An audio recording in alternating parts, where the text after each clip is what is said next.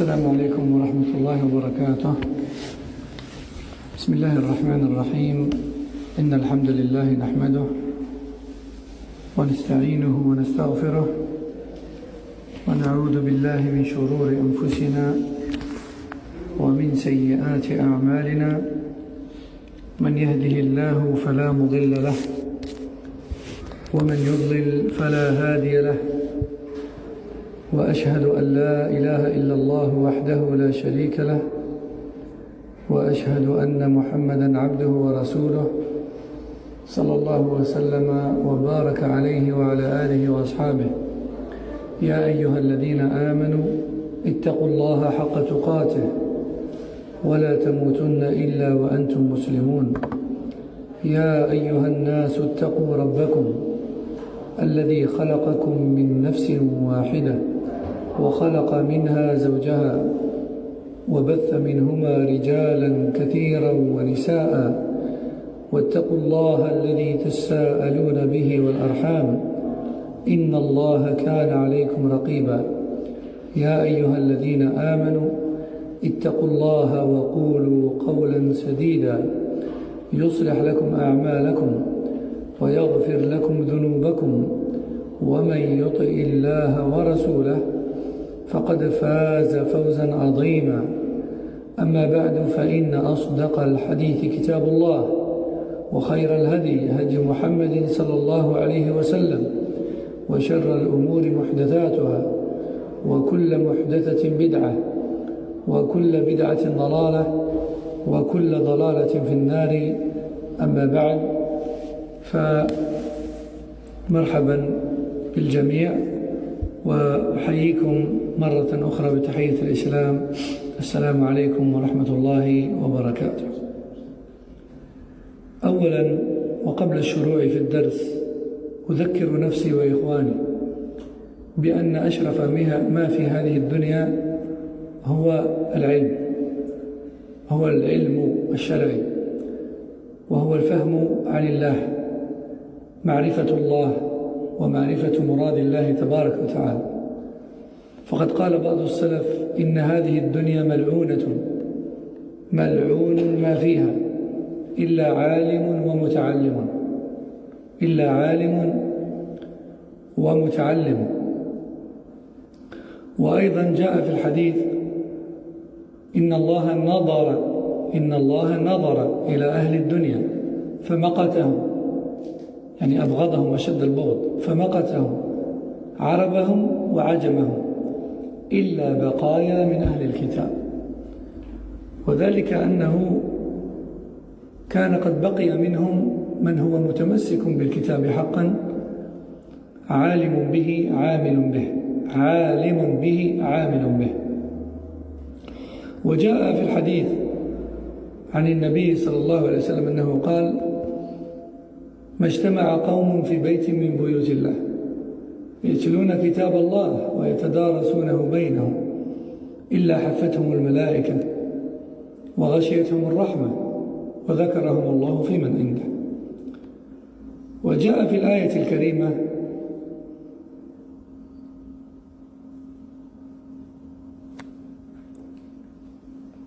يرفع الله الذين آمنوا منكم والذين أوتوا العلم درجات. فالعلم هو أشرف ما في الدنيا، وهو أفضل نوافل القربات. الجلوس والتعلم من أفضل النوافل والقربات، ذلك أن بهذا العلم يطهر الإنسان قلبه وأعماله، وهذا هو الغاية العظمى. فإن الإنسان في هذه الدنيا مهمته هي تطهير قلبه فأعماله. وهذا القلب وطهارته وزكاته هو ما ينجي العبد يوم القيامة، إلا من أتى الله بقلب سليم، يعني طاهر زكي تقي مليء بالإيمان. خشية الله ومعرفة الله ومحبة الله عز وجل.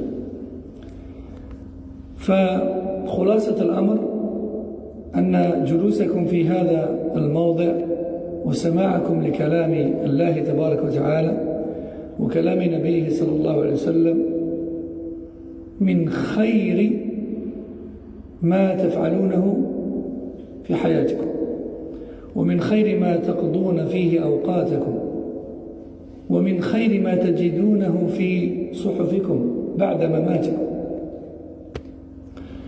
وهنيئا لكم في وقت اشتغل فيه الناس بالملاهي واشتغلتم فيه أنتم بالفهم عن الله ورسوله صلى الله عليه وسلم.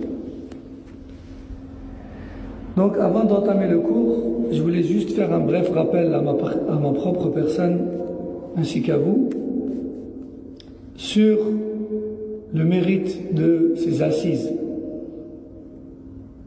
et de ce qu'on y apprend. Allah Jalla wa Ala dit dans le Coran, ce qui a pour sens, Allah élève en degré ceux parmi vous qui ont eu la foi et qui ont acquis le savoir religieux. Aussi, le prophète sallallahu alayhi wa sallam dit, il n'y a pas un groupe de personnes qui se rassemblent dans l'une des demeures d'Allah afin d'y réciter la parole d'Allah et de la réviser entre eux sans que les anges ne descendent sur eux et ne les entourent, sans que la miséricorde d'Allah ne descende également sur eux et sans qu'Allah ne les cite un par un auprès des anges qui se trouvent dans les cieux, auprès des anges rapprochés, auprès des anges rapprochés.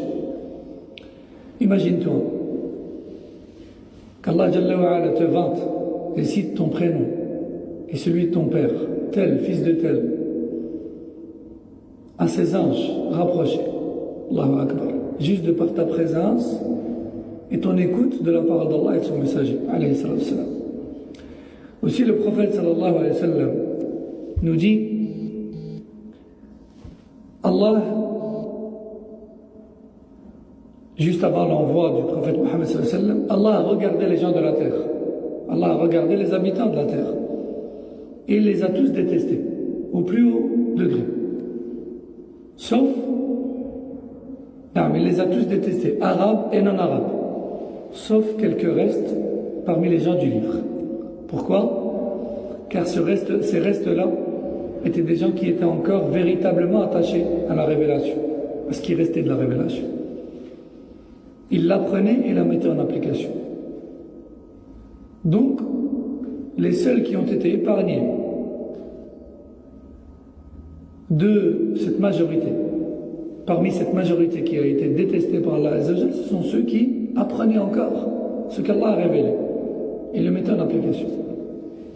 Aussi, les salafs disaient, cette vie d'ici-bas est maudite, ainsi que tout ce qui s'y trouve, sauf les savants et ceux qui apprennent d'eux. Sauf les savants et ceux qui apprennent d'eux. Et beaucoup d'autres textes encore qui prouvent que cet apprentissage, c'est la meilleure des choses que tu peux faire dans ta vie. Et ce temps que tu passes à l'écoute ou à la lecture de ce qu'Allah et son messager ont dit, en réalité, cumulés les uns aux autres, tous ces moments-là, ce seront les meilleurs moments retranscrits dans tes feuilles. Et ce seront les meilleures choses exposées au Al-Qiyamah. Il n'y a pas mieux. Et ces moments durant lesquels toi tu es assis à écouter ce qu'Allah et son messager veulent de toi, pendant que d'autres se divertissent, c'est pas forcément blâmable, tant que ça reste dans les limites d'Allah bien sûr. Mais en fait, ce sont des moments pour lesquels tu vas éprouver une énorme joie, lorsque tu les trouveras au Qiyamah. Et cet apprentissage et cette science ont pour premier effet de purifier le cœur et de le pousser à accomplir de bonnes actions et à prononcer de bonnes paroles. Et la purification du cœur, c'est finalement le but ultime de l'existence de chacun. Et seul sera sauvé Yawm al-Qiyamah celui qui reviendra vers Allah avec un cœur purifié, avec un cœur pur, rempli de foi, d'amour d'Allah, de crainte d'Allah, de connaissance d'Allah, Azza wa Jalla, et de repentir vers Allah, malgré ses péchés. Et nul n'est épargné des péchés. Comme dans le verset, Allah nous dit ce qui a pour sens. Seul sera épargné ce jour-là celui qui reviendra vers Allah avec un cœur purifié. Comme dit Ibn al-Qayyim, la seule chose qui peut purifier un cœur véritablement, c'est la science. Parce que tu ne peux pas purifier ton cœur avec autre chose que ce qu'Allah a donné comme véritable moyen de purification. Et tu ne peux connaître les véritables moyens de purification qu'en apprenant ce qu'il a révélé. Subhanahu wa ta'ala. طيب. باب اليوم باب من جحد شيئا من الأسماء والصفات. باب من جحد شيئا من الأسماء والصفات. وأراد المؤلف رحمه الله في هذا الباب بيان حكم جحود أسماء الله وصفاته وأنه كفر. وجحد الأسماء والصفات نوعان: جحد إنكار ونفي وهذا كفر أكبر، وجحد تأويل وهذا كفر أصغر. فمن جحد شيئا من الأسماء والصفات انتفى عنه الإيمان، إما جزءا وإما كلا وإما بالكلية. والإيمان بأسماء الله وصفاته كما تعلمون من الإيمان بالله. فالإيمان بالله يقتضي 4 أمور: الإيمان بوجوده، والإيمان بربوبيته، والإيمان بأسمائه وصفاته، وبالتالي الإيمان بأنه هو الوحيد المستحق للعبادة. فالإيمان بالأسماء والصفات الواردة في الكتاب والسنة صحيحة من غير تعطيل ولا تشبيه ولا تكييف من الإيمان بالله عز وجل. والأسماء، الاسم الإلهي هو ما دل على الذات، وأما الصفة الإلهية فهو ما دل على كمال تعلق بالله عز وجل، كمال تعلق بالذات الإلهية. Donc, dans ce chapitre que l'on va numéroter comme étant le 39, pour nous en tout cas, en fonction des éditions, c'est vrai que le numéro du chapitre peut différer. Ça dépend si l'édition considère l'introduction comme étant le premier chapitre ou pas. Al-Muhim, si on suit la continuité notre continuité à nous, ça c'est le chapitre numéro 39. Dans d'autres livres, ça va être le chapitre numéro 40. Ça dépend.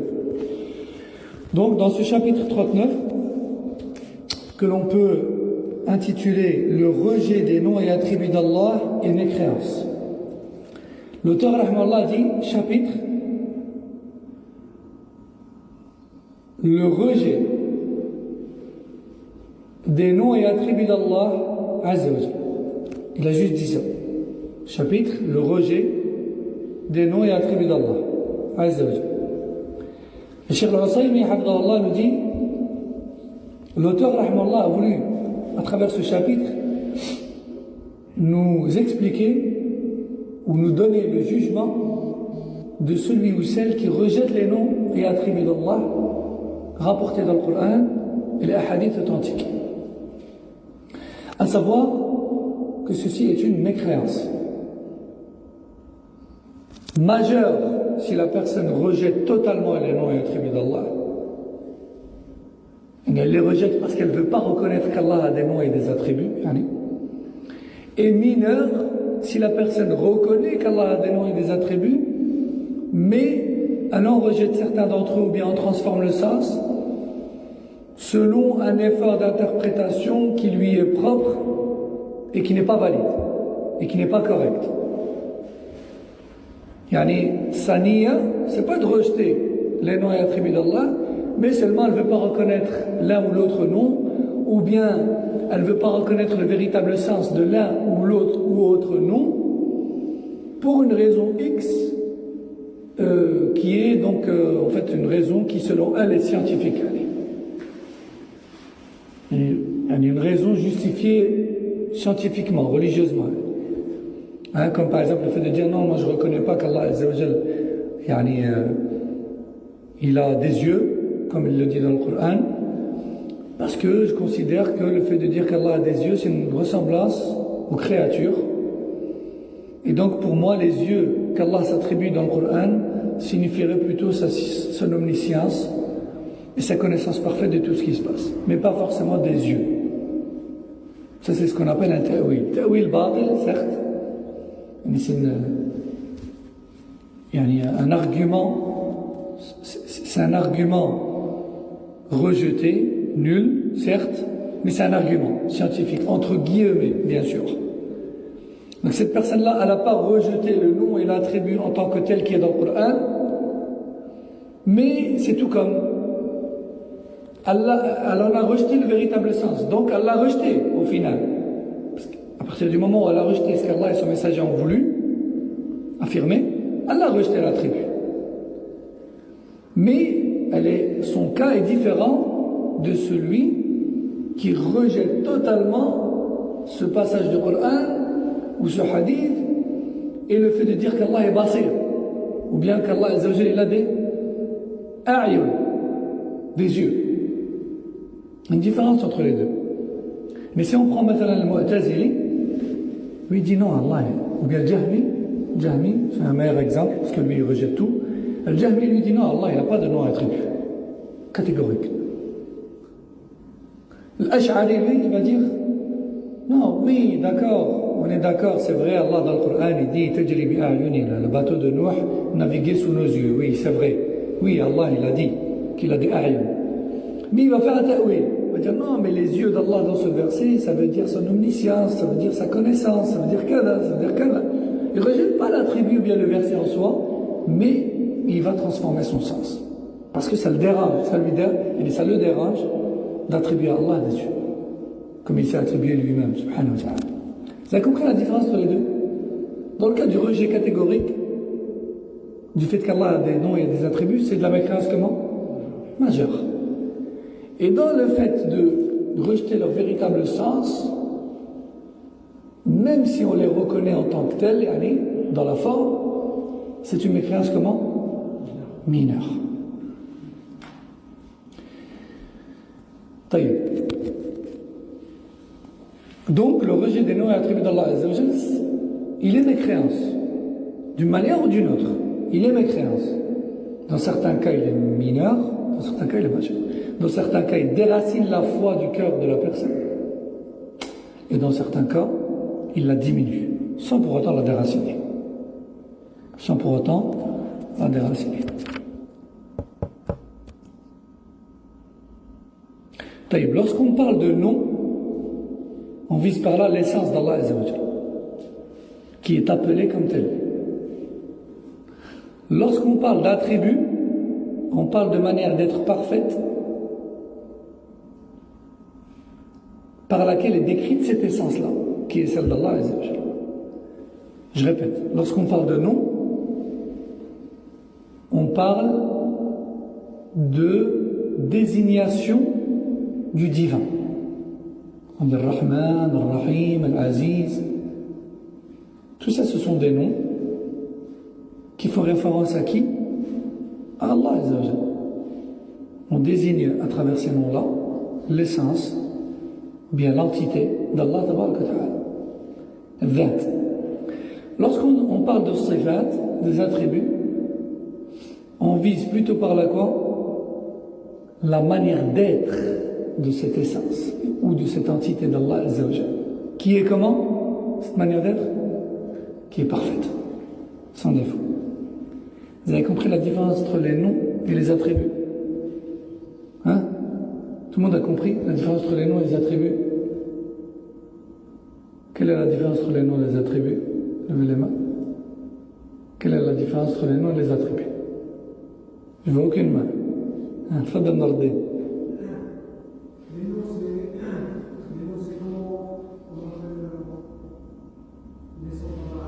Ça fait référence à l'essence, oui, et les attributs?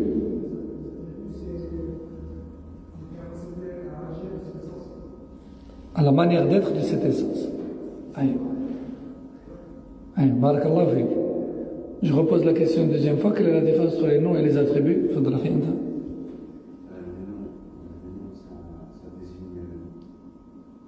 Ce qu'il est dans son essence. L'essence. Et les attributs, c'est la manière parfaite de son essence. De cette essence, exactement. هذا هو. طيب. في هذا الباب ذكر المؤلف رحمه الله تعالى 4 أدلة. الدليل الأول قوله تعالى في سورة الرعد: وهم يكفرون بالرحمن. الدليل الثاني حديث رواه البخاري قال علي رضي الله عنه: حدثوا الناس بما يعرفون أتريدون أن يكذب الله ورسوله. الدليل الثالث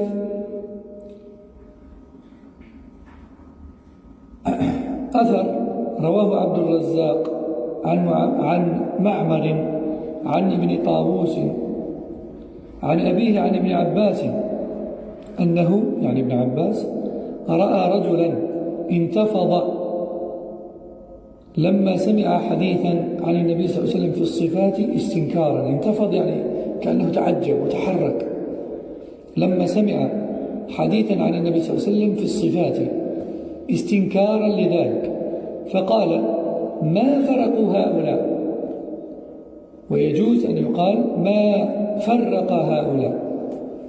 يجدون رقة عند محكمه يعني عند محكم الكتاب محكم التنزيل، ويهلكون عند متشابهه.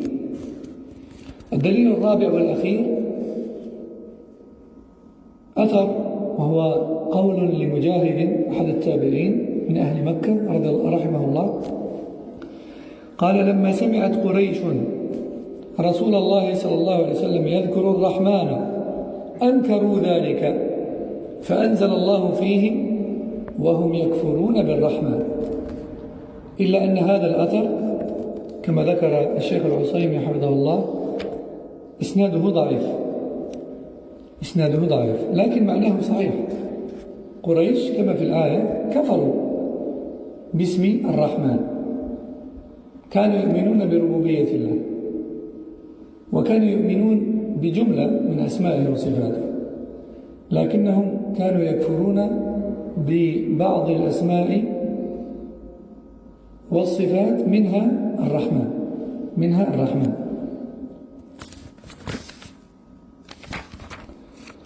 Donc, dans ce chapitre, l'auteur rahimahullah a cité 4 textes, 4 preuves sur la gravité et la mécréance qui est de rejeter les noms et les attributs d'Allah tabarak wa ta'ala. Le premier dalil, qui est en même temps le 4e, sauf que dans le premier, donc il cite juste le verset, et dans le 4e dalil, dans le 4e dalil, il cite la raison de la révélation de ce verset. En fait, le premier et le 4e dalil, on peut dire que c'est le même, sauf que le 4e, en fait, c'est le même verset, mais il cite juste la raison de sa révélation. Donc le premier dalil, c'est la parole d'Allah Azza wa Jalla. Dans Surat le tonnerre, verset 30, qui a pour sens, concernant Quraysh, il mécroit en Ar-Rahman. Il mécroit en Ar-Rahman. Rahman, c'est l'un des noms d'Allah Azza wa Jalla, qui renferme ou qui fait référence à l'attribut de la miséricorde. À l'attribut de la miséricorde. Il est celui qui détient et qui offre la miséricorde. Ar-Rahman. Par rapport à lui, qui donne la miséricorde, Ar-Rahman signifie qu'il est celui qui la détient et qui la donne. Toute miséricorde existante vient de lui. Toute miséricorde existante vient de lui. Même la miséricorde que l'on se fait entre nous, créatures, c'est lui, miséricordieux, qui l'a créé et instauré entre nous, par miséricorde envers nous. Tabarak wa ta'ala. Certes, il a sa miséricorde à lui en tant que divinité, en tant que Seigneur, et nous avons notre miséricorde à nous, à notre niveau en tant que créature, mais même la miséricorde que l'on a, nous, en tant que créature, vis-à-vis des créatures et qui fait partie de nos actes, c'est une création d'Allah Azza wa Jal, le miséricordieux. Tabarak wa ta'ala. D'accord? Nos actes à nous sont créés par lui, subhanahu wa ta'ala. Mais nos actes à nous qui sont une forme de miséricorde, comme notre compassion envers les enfants, envers les opprimés, envers les plus faibles, c'est une miséricorde. Elle est une création de lui, Jalla wa ala, de par sa miséricorde envers nous. Tabarak wa ta'ala. Et donc je disais, par rapport à lui en tant que donateur de la miséricorde, il est Ar-Rahman, il est celui qui la détient et qui la donne. Rahman, c'est ce que ça veut dire. Et par rapport il est celui qui la détient et c'est de lui qu'elle vient. C'est ça que ça veut dire Rahman. Et Ar-Rahim, ce nom fait référence au fait qu'il l'octroie à ses créatures. Au fait qu'il l'octroie à ses créatures. Donc ici, dans ce verset, Allah Azza wa Jalla nous informe que Quraysh, les polythéistes de Quraysh, rejetaient le nom Ar-Rahman. Ils croyaient en Allah, mais ils rejetaient son nom Ar-Rahman. Et dans le 4e dalil, on va y aller tout de suite, Ibn Jarir rapporte dans son tafsir, d'après Mujahid, avec une chaîne de transmission qui est faible, malheureusement, mais d'après Mujahid, ce verset a été révélé lorsque Quraysh a entendu le prophète sallallahu alayhi wa sallam, lorsque Quraysh aurait entendu le prophète sallallahu alayhi wa sallam prononcer le nom d'Allah Ar-Rahman, il l'aurait blâmé et rejeté. Ouais. Deuxième dalil du chapitre, une parole de Ali qu'Allah l'agrée, rapportée dans le Bukhari, dans laquelle il a dit, radiyallahu anhu, parlez aux gens de ce qu'ils connaissent, de peur qu'ils traitent de menteurs Allah et son messager.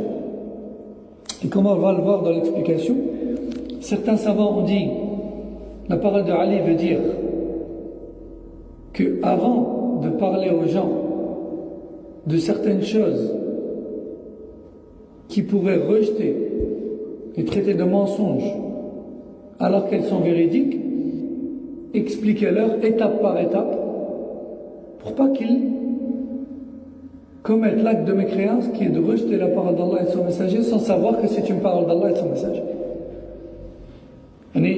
Tu viens pas devant des gens qui connaissent rien et tu leur dis Allah il a deux mains. Mais certains salafs ont dit que ces deux mains sont droites, car Allah ne fait rien de mal. Et la main gauche, elle est chez nous les créatures réservées aux choses avilies. Tu viens pas, tu dis ça comme ça directement aux gens qui connaissent rien.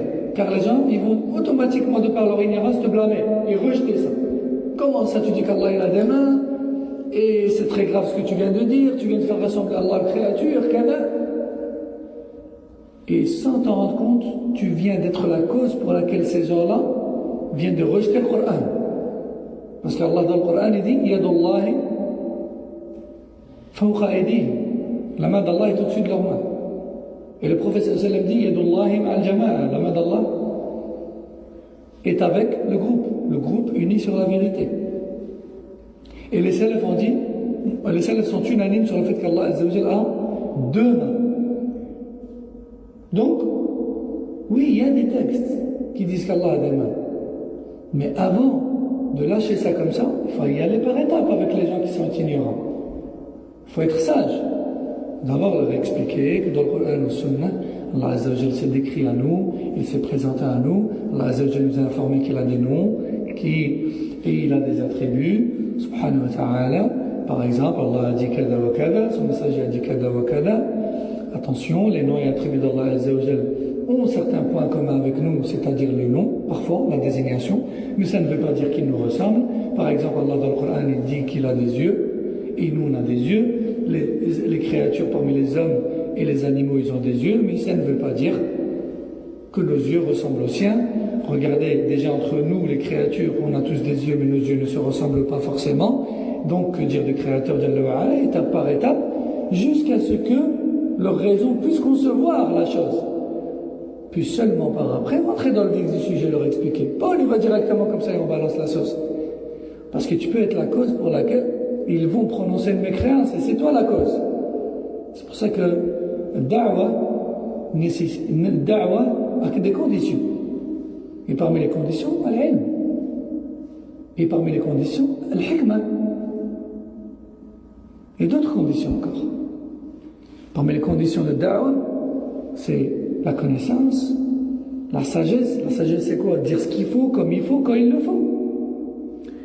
Parmi les conditions de da'wa, le fait de cerner celui à qui tu parles, l'interlocuteur, etc. parmi les conditions. Donc ici, Ali ibn Abi Talib dit, voulez-vous parler aux gens selon leur niveau de compréhension et de connaissance?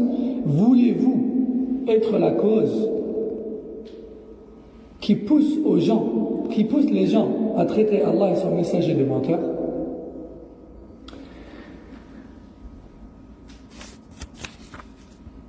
Et troisième preuve du chapitre, la dernière qu'on va citer, puisque la quatrième on l'a citée avec la première, c'est un athar dans lequel il est rapporté qu'un jour, Ibn Abbas, qu'Allah l'agrée, a vu un homme sursauter, comme s'il rejetait et blâmait ce qu'il venait d'entendre lorsqu'il a entendu un hadith du prophète sallallahu alayhi wa sallam dans lequel il parle des attributs d'Allah tabaraka wa ta'ala. Ibn Abbas a vu un homme sursauter, s'étonner et rejeter un hadith qu'il a entendu dans lequel le prophète sallallahu alayhi wa sallam stipulait certains attributs d'Allah azza wa jalla. Lorsqu'Ibn Abbas a vu cela, il l'a blâmé et a dit: qu'ont-ils ces gens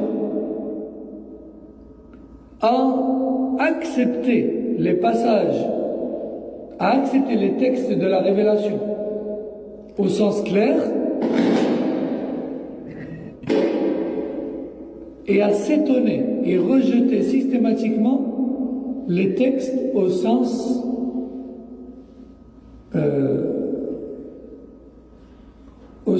ambigu au premier abord? Qu'ont-ils à s'apaiser lorsqu'ils entendent des versets des hadiths à sens clair et à rejeter automatiquement sans plus réfléchir dès qu'ils entendent des versets des hadiths à sens ambigu? Yani c'est blâmable de rejeter dès que tu entends une chose que tu ne connais pas. D'abord il faut questionner. Et arrête, j'ai jamais entendu ça. Est-ce que tu peux m'apprendre? Où est-ce que je peux trouver des détails sur ce sujet? Dans quel livre? Dans quel dars?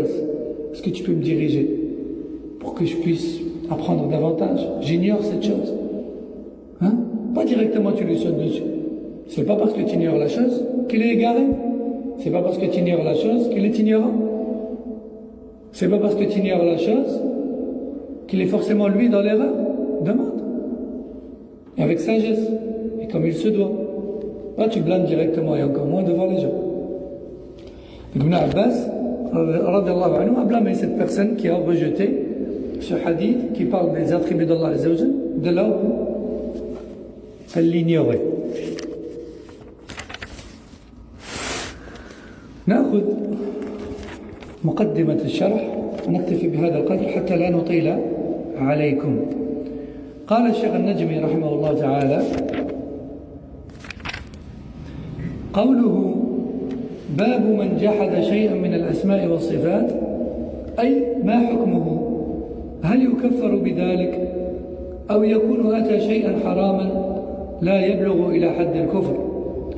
هذا محل نظر، والذي يظهر لي أن من أنكر شيئا من أسماء الله وصفاته الثابتة بالقرآن والسنة التي لا يشركه فيها أحد وهي معروفة أنها من أسماء الله وصفاته أن من أنكر شيئا من ذلك فإنه يعتبر كافرا. أما إن جحد شيئا من صفات الله عز وجل لقيام شبهة عنده وكان يريد بهذا الجحد تنزيه الله في زعمه أو تأول الصفات كما فعلت الأشاعرة فهذا لا يكفر فيما يظهر. وبهذا التفصيل يتضح الحق إن شاء الله. Donc Cheikh Najmi rahimahullah nous dit dans ce chapitre, l'auteur rahimahullah, en disant chapitre, celui qui rejette les noms et attributs d'Allah. Point. L'auteur a voulu dire par là, quel est donc le jugement de celui qui rejette les noms et attributs d'Allah? Alors je pourrais que quelqu'un se dise, mais on est dans le livre de l'unicité, pourquoi il nous parle des noms et attributs d'Allah? Réponse, qui peut la donner? Les noms et attributs d'Allah, la foi aux noms et attributs d'Allah fait partie de Tawhid, de l'unicité d'Allah Azza wa Jalla.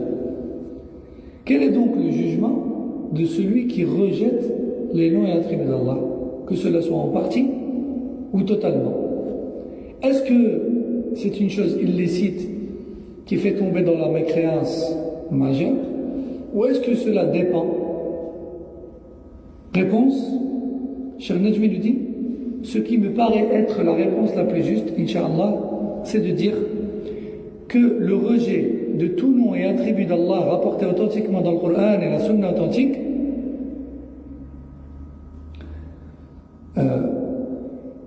s'il est catégorique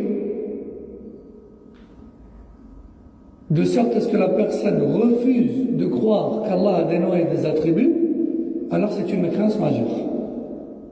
C'est dans le Coran. Et nul n'a de doute sur l'authenticité du Coran. Allah dans le Coran dit, il est Sami', Basir, Aziz, Qawi. Yadullahi fawqa aydihim, tajri bi a'yunina. La main d'Allah est au-dessus de leurs mains. Le bateau de Nuh naviguait sous nos yeux. Faba'u bi ghadabin min Allah. La colère d'Allah s'est abattue sur eux. Donc Allah il se met en colère. Radiyallahu anhum wa radu anhu. Allah est content d'eux et les agrée. Et eux aussi vis-à-vis de lui. Donc Allah a l'attribut du contentement, de l'agrément, etc. C'est dans le Coran. Il se peut qu'une personne veuille débattre sur l'authenticité d'un hadith. Mais le Coran, personne ne débat sur l'authenticité d'un verset. Le Coran, il est mutawatir. Tous ces versets sont rapportés d'énormément de chaînes, toutes authentiques, à toutes les époques. Il n'y a pas de doute sur le Coran. Le rejet d'un verset du Coran, c'est automatiquement quoi? Une mécréance majeure. Maintenant, si une personne rejette un ou plusieurs noms et attributs d'Allah, nous dit Cheikh Najmi, par ta'wil, c'est-à-dire par prétention, elle rejette son sens en prétendant vouloir rejeter d'Allah et écarter d'Allah une ressemblance aux créatures ou bien un rabaissement d'Allah Azza wa Jalla. Comme on a dit tout à l'heure, il refuse de reconnaître les yeux d'Allah parce qu'il dit que c'est une ressemblance aux créatures. Et faire ressembler à Allah aux créatures, c'est un rabaissement de celui-ci. Ou autre parmi les exemples. Celui-là, puisque sa niya, c'est pas de rejeter ce qui est dans le Coran ou Sunna, proprement dit, mais juste d'en transformer le sens, parce que il n'arrive pas à concevoir cela, eh bien, sa mécréance, elle est mineure. Comme c'est le cas de l'Asha'ira. Ceci est l'avis le plus juste, Inch'Allah, nous dit Cheikh Al-Najmi. Et on va s'arrêter ici pour aujourd'hui, Inch'Allah. Donc c'est la première partie dans ce chapitre. Subhanak Allahumma wa bihamdik. Ashhadu an la ilaha illa ant. Astaghfiruka wa atubu ilayk. Wa sallallahu wa sallama ala nabiyyina Muhammad wa ala alihi wa sahbihi. Assalamu alaikum wa rahmatullahi wa barakatuh.